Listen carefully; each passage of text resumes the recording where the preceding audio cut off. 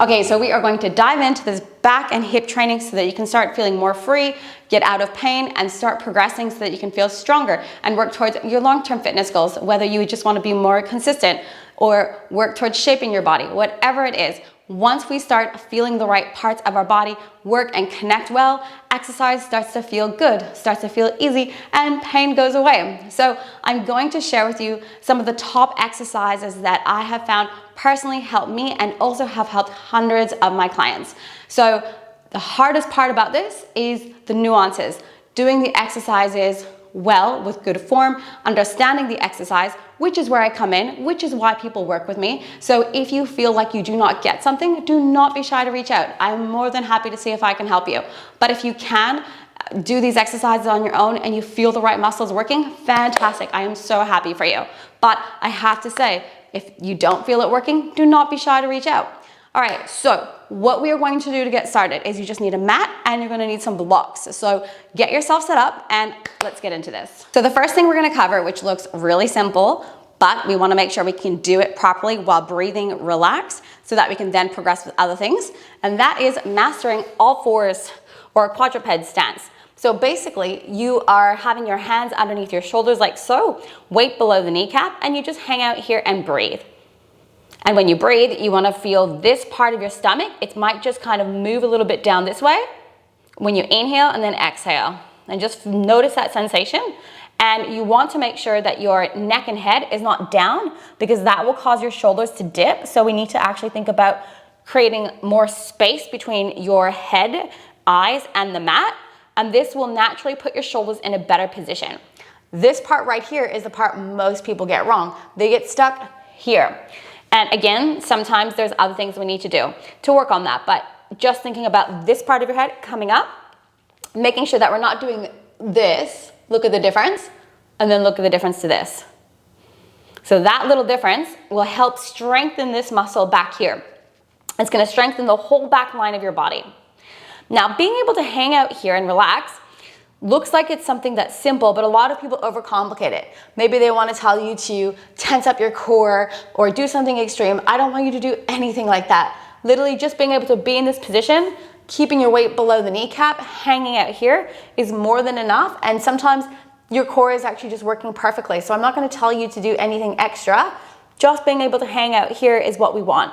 Because when we want to progress with any other exercise, which maybe you have seen before, like if you do like a leg kick or anything like this in your future, we need to be able to maintain this alignment really well and strong. So being able to hang out here and relax is one exercise in itself.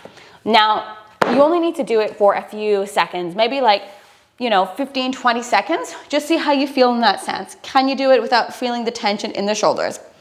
Note how it felt. It's gonna take time. Now we're gonna do another variation that's a bit similar, but a little bit more relaxing, and I feel really therapeutic if you do have a lot of tension around the back of the hips and the lower back if it's quite tight. And this looks similar in the sense that we're gonna be on our knees, but this time we're gonna put our feet on a block. We're gonna rest our hands down on the elbows like so, or forearms, and we're going to make sure that we feel long in our spine here. So I do not want you to tuck your tail here. Literally, if for most people with back pain, they actually need to try sticking it out just a bit. Enough to the point where you feel opening in that pelvic area. So if it feels quite closed off, that's not a good sign. And with your breathing, if you're breathing and you just hold your tummy right here, just around the diaphragm, if you start to feel that area open here and here, that means you're doing really, really good. And a lot of the time when we have hip tension, these two areas are tight. So this position and just hanging out here just helps us open up that space. And we're gonna hold this here for maybe 10 to 20 seconds as well. But if it feels a bit too hard, you can obviously just stop at any time you want. Perfect. Now that we've got that down packed, you're hopefully getting the theme that we want to understand a neutral position for our body, because if we're always tucking, which a lot of the time if we sit down on the chair or on the couch, we might be tucked into this position all the time, we've lost our curve of our spine. And our deep abdominals can't work to their full potential when the back is completely flat. So we want to be able to have a core that is responsive, dynamic, it can relax, and it knows when to contract or overwork, just like any other muscle in our body. And that is something that gets very confusing for a lot of women, because we're always told to tighten everything up. But the thing is, a muscle contracts and it also relaxes. So this area here, it needs to be able to feel free, breathing in and out, nice and relaxed. And you don't have to go anything exaggerated. So people do that as well. We don't have to do that. Literally just nice and calm. And then just feeling that beautiful expansion front to back, side to side when you're breathing, when you're in these positions again. And you might start to think, okay, if I can start mastering these two in itself, it's going to help progress with a lot of other foundational exercises we can work on in future. Okay, so now we're going to keep the blocks nearby. You may or may not need it. Preferably a ball or maybe a roller. Find a little something that you can grab. Might use this for the color. And I'm going to get you to place it in between your inner thighs. Maybe grab the block, or you can always use something for reference just to help you keep your legs in alignment here. And then what I'm going to get you to do is look at my foot, the top foot here. I don't want your foot sloppy Joe, okay? I want your foot sort of flexed so that you can really connect to the lateral borders here. And then from this position, I'm going to get you to just think about sliding forward and back with that top thigh bone. And as you do this, if you're getting that motion, this might already start to free up a lot of tension in your hip, in your pelvis, in your back. And we're just reminding your body that it can restore and do this motion again. Now, if you're getting the hang of it, fantastic. You might even feel your bum work right away from doing it. Woohoo! But this is the juicy part. I really want you to try seeing if you can connect to the side body, the lateral side of your body.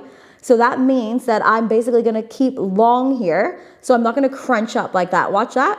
I pull this down away from my body, which creates a space here. And then I try to hold that while I'm moving here. And this in itself is actually working my oblique muscles that wrap around my rib cage in a nice, gentle, isometric way. But for some people, it might feel really intense. So that's really normal. And if doing this motion just feels really difficult, just do 2 to 3 reps, that's it. And you can also just literally hang out here, feeling long in this position. And most of the time people will get tired and they'll want to go back and do that, which is fine. But can you hold there? Keep that space nice and long. Breathe. Hold that tummy area. Nice and relaxed. Without overusing any of the muscles. And then can we add in that motion with the thigh bone? And if we get in the hang of that, connecting with that whole side body, let's do it in a more athletic stance, which also will transcend and help you progress with other exercises. So, like that, in a bent over row position. And I'm gonna take the roller and I'm gonna place it in between my knees like so. And I'm gonna go up and down like that.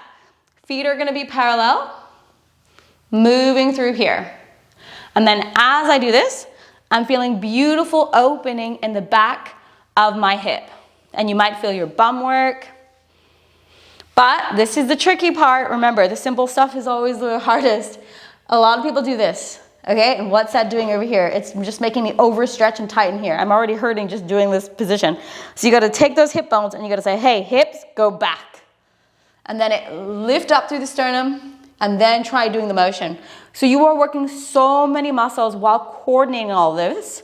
So I have to warn you, you might be doing a few and you're gonna be like, oh, this is really difficult. It is difficult, but that's why we do it, you know, because we do hard things. We're tough women. We can work through it. All right, so, but take that quick intermission. We're gonna just redo that again because I really want you to workshop the technique here. Truly mastering this move has transformed so many of my clients. Feeling their back body just go that way, learning to keep their heart space up while coordinating this movement with their hips. It is amazing. And part of the beauty of this is it's helping you massage the inner thighs, which sometimes need a little bit of nourishment. It helps you keep your stance with your feet more in alignment. Like just learning to keep your feet in like a number 11 is hard. It's really hard, especially if you've got hip issues. You might want to do that. And that position is just tightening up your feet all the time. So, or tightening up your hips. So just learning to do this, working through it is magic. Okay, and then take a little break because, woo, it's tough. So now after putting that away, we're going to just do a very nice relaxing exercise because that might have been a bit intense. And this is also just a beautiful stretch, releases the hips, but it actually works your core in a way that most people underestimate. And when you learn to do this with your core, your ribs, it is really transformative and helpful. And you'll start to notice like how important these like twisty motions are for your everyday life. So what I'm gonna do is I'm gonna take my foot, I'm gonna just place it on top of my knee. So in this case, my left heel is on top of my right knee. And then I'm just gonna go into a little bit of a twist. It's called the supine twist. And when I do this, I take my top hand, my right hand, and I place it on top of my knee, and then I look towards my left hand. As I do this, I'm gonna feel a little stretch down the sides here. So I'll just actually go in this way. I feel a nice stretch through here, and then I'm stretching my eyes, my neck as I look towards my thumb. And this motion also, what it's doing to the rib cage, not only is it creating a nice length through here, but on the side that I'm twisting, all here has to wrap around and work, strengthening those muscles to allow me, or lightly engages them in order to look and twist that way. Whereas a lot of the time people miss that and then they just do this. See the difference? Versus thinking about the wrap, those shoulders wrapping, reaching from there, those muscles back there, they're helping me twist. Just watch that again. Look at the shoulder and look at my ribs. See that? Just try that. It's gonna be like, whoa. And you're gonna get so much further. It's not a lot, but it just might be a little bit more than maybe you've ever experienced before. And then when you go to take a breath right into there, you're gonna feel it expand so beautifully. And then of course, switch sides. And hopefully that's feeling really nice for you. And this one after a long day is just so good. Especially if you've been maybe not twisting at all, maybe just sitting in front of a computer for many hours. Okay. And now we are going to go back to blocks. And this is really good for your glutes. You're going to place your body, or your body into all fours, hence why that all fours position is so important. And from here, we're going to try to line up our thighs so that we're nice and straight when we look at our hip bone here, and we're going to just bring both knees up together. So right there, and then my knee drops down, and then it comes back up, and then it comes back down. Sometimes grabbing a roller is really helpful when I'm doing this to help you create that glide-like motion that we were working on before. So as you can see, very similar to the motion that we were also doing before. And then if we do this while stacking and staying really straight here, you might feel your side butt work, which is amazing. And then back and forth. And then we're gonna just switch over to the other side.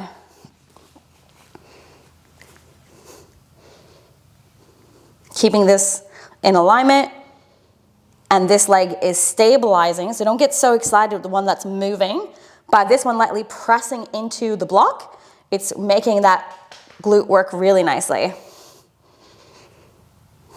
And then just wrapping up, noticing how, or remembering how we started with that neutral spine position, how important that was, how important that is to be able to breathe through it, because it's just transcending to so many exercises. Okay, now we are going to take a little break from that. So we're gonna do a quick child's pose. So child's pose, if you're familiar with it, there's this variation. There's also a variation where we can just stretch out to the side. So feel free to just choose a position that works for you here. I kind of like starting center, thinking about bringing my hips down to my bum, bringing my bum down to my heels, breathing into my back, and then choosing to the right or left first, holding, and then switching sides. But if there's one side for you that feels better than the other, feel free to listen to that. And this is just really nice, but over time, from doing all this hip work and releasing your back and strengthening these right muscles, if you have tension here, it actually starts to go away. And then it just starts to feel like a nice stretch, or just, you know, nice. Okay, and for this last one, which might get your legs burning a little bit and your heart rate high, but hey, 2, 3 for 1, I say, we're going to do a staggered stance walk. So basically, one foot's gonna be slightly in front of the other. So in this case, my left foot is gonna be in alignment with my right arch. And then from here, I'm going to then take a step forward to the point where my right foot is in alignment with my left. And then as you do this, you're gonna feel how your weight's going to shift. Just pay attention to that. And also, when you're doing this position, I want you to think about sending those hip bones back, keeping that sternum nice and high. We're not overlifting, but we're just lightly supported, but essentially really making sure you feel a stretch back here as you move through this. And each time you take that step forward, I want you to think how you're in that back hip. And then when I take a step to the next, I'm in my left hip. And then here, now I'm in my right hip. So I'm taking turns shifting side to side while holding or doing like mini squats the whole time. And you can go backwards too. And this is really helpful because sometimes we've got like a tighter right hip than left hip. And this just helps you kind of work on both, which is really good because obviously I'm not with you right now. I can't see what we need to prioritize more, but this is just a good bulletproof all-rounder. Emphasizing which hip I'm focusing on. And when I say hip, I usually mean like this whole area. I know maybe you might think bum, hip, hamstring, but you get the gist. Backside. And when you do this, try to keep your feet more or less parallel. So again, look at your feet. Are they sticking out like a duck? Maybe just adjust. And after a few reps, woo, you feel the booty burn. So you get so much out of this. So after those, do you have a favorite? Does one feel better than the other? Let me know in the comments. And also, do you feel a relief? Do you feel different sensations? Things that maybe you never felt before when you were exercising? Because it's when we start to open up those spaces, is it going to then start to kick in and impact the rest of our workouts? Now, there is so much more I could have shared, but for the sake of this training, I wanted to keep it short and simple and just give you a really good taste of what it could be like when you start working on the right areas and how it will start to change your body. So if you need help with the particulars, that's usually where the magic is. That's what I do. Send me a message, do not be shy.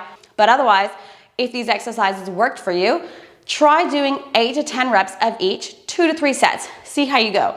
But even if you only do it for a few times, that's still better than nothing.